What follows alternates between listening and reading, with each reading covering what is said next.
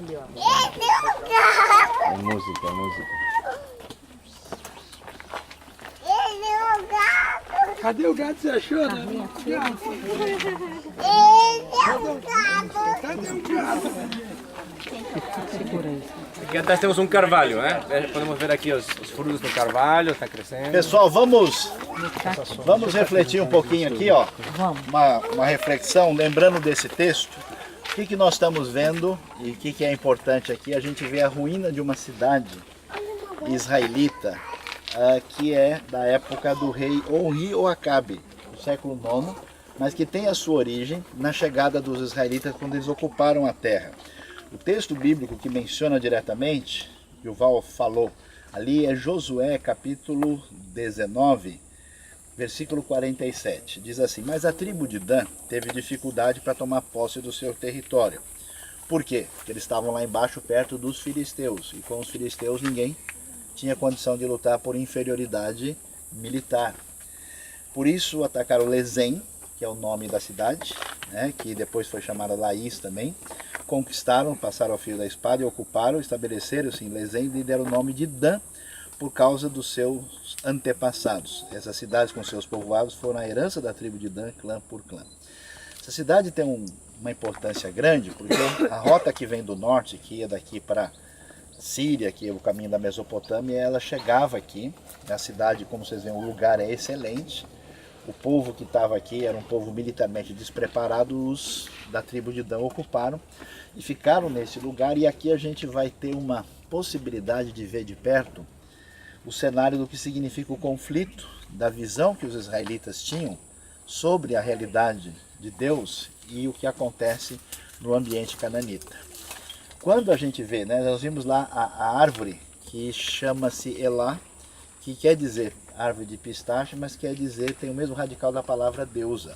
O que os antigos pensavam, os cananeus?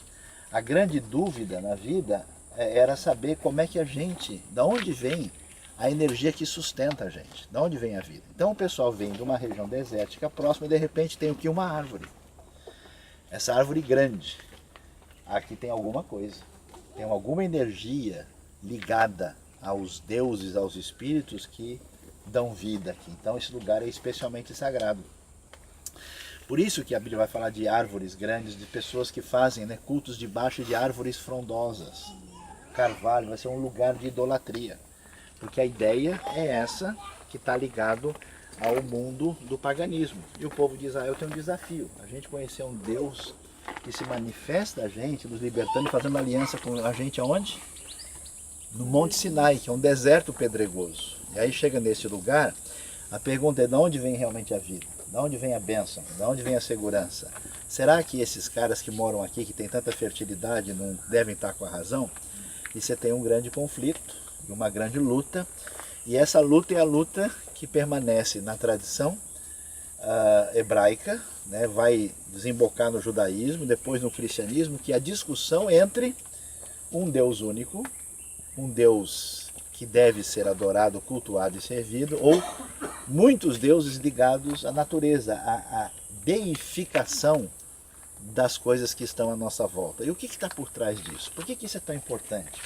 Por que é um problema adorar vários deuses? A ideia que a Bíblia nos dá é que Deus, quando se manifesta a nós, como é que ele se manifesta? Ele nos dá apenas o seu nome, ele não pode ser visto, ele não pode ser totalmente compreendido pelo ser humano, porque Deus não é possível que alguém possa dominá-lo ou controlá-lo. E por que um ídolo é interessante? Porque o ídolo, na verdade, é o meu servo. Como é que são os ídolos escolhidos na história do mundo pagão? Se eu quero fazer alguma coisa contra o outro, eu tenho um Deus que justifica isso. Se eu quero cair na bebedeira e na farra, eu tenho Baal, eu tenho Baco, Dionísio.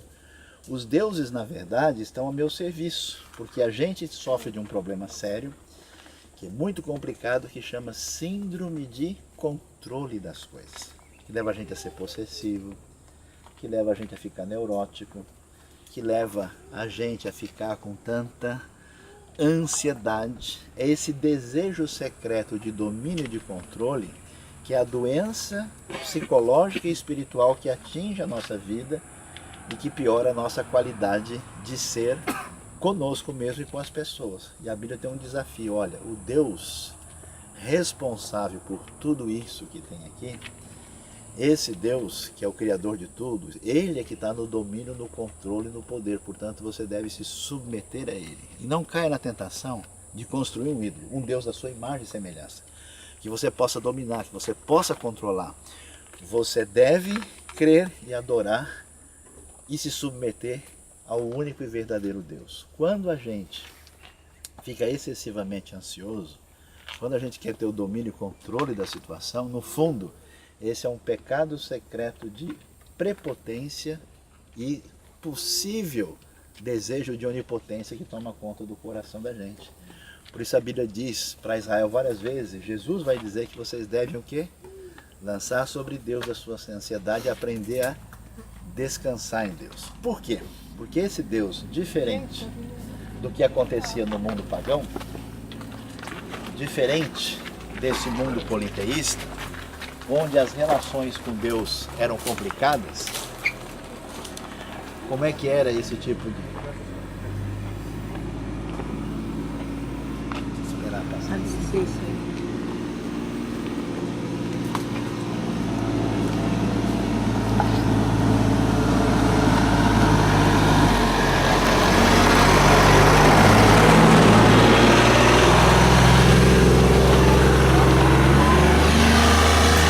Esse Deus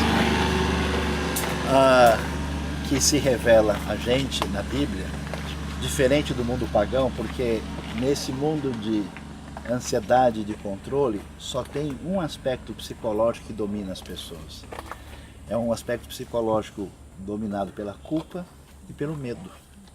Então a relação espiritualmente doente de quem não está bem com Deus, ela funciona, eu estou me sentindo culpado, eu preciso fazer alguma coisa. Ou eu preciso ganhar alguma coisa de Deus, eu faço uma espécie de negócio com Ele. E o que a Bíblia vai nos falar? Que esse Deus que se revela inicialmente a Abraão, sem que Abraão procurasse por Ele. Abraão não estava nem interessado em nada. Fiel na Bíblia só tem o próprio Deus.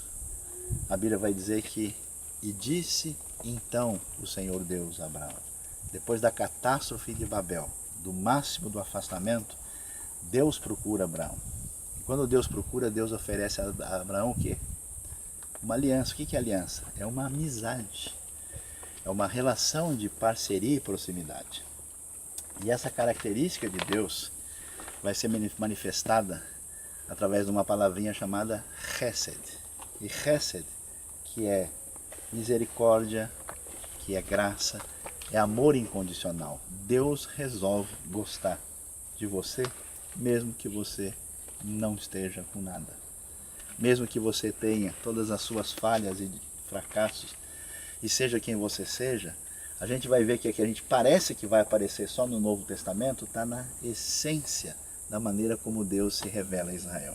Então a gente precisa pensar aqui como é que a nossa idolatria, nossa síndrome de onipotência e a nossa dependência da gente mesmo, nosso desejo de controle tem impedido a gente de desfrutar da graça e do amor de Deus. Quanta loucura e doideira tem na nossa cabeça, desnecessária, simplesmente porque a gente não pensa em Deus do jeito que a gente deveria pensar. Eu queria que a gente colocasse nossa vida diante de Deus agora, pensasse nisso e combatesse os ídolos do nosso coração que talvez estejam aí prejudicando a gente. E eu vou convidar agora o Elias, que é um dos líderes da Igreja Graça Celestial, para fazer uma oração, pedir que Deus nos livre da idolatria do nosso coração, que Ele nos abençoe, nos ajude, especialmente aqui nesse lugar que lembra da vitória do Deus único sobre os deuses falsos. Obrigado, Senhor, nós só temos a agradecer a Ti, né, e obrigado por essa palavra que o Senhor nos relembra, por Teu grande amor mesmo, por mais que nós não tenhamos nada que em nós possa agradar a Ti, ou mesmo agradar aos outros, mas o Senhor se aproximou de nós e se aproxima e molda a nossa vida para que a gente possa ser um instrumento de bênção para todos, também instrumento precioso nas tuas mãos, filhos também do Senhor e adotados por Ti. E obrigado, Senhor, por estarmos aqui, obrigado por esses irmãos, por essa união que o Senhor nos dá. E obrigado, Senhor, por esse momento tão especial, esse lugar também que nós temos o privilégio de estar. Obrigado, Senhor, também pela vida do pastor Sayão, que o Senhor abençoe também a vida dele, por todos que estão também nos servindo aqui. Obrigado porque em tudo nós podemos ver a Tua graça, né? De tudo que nós podemos refletir agora, Senhor. Em nome de Jesus. Amém. Vamos prosseguir.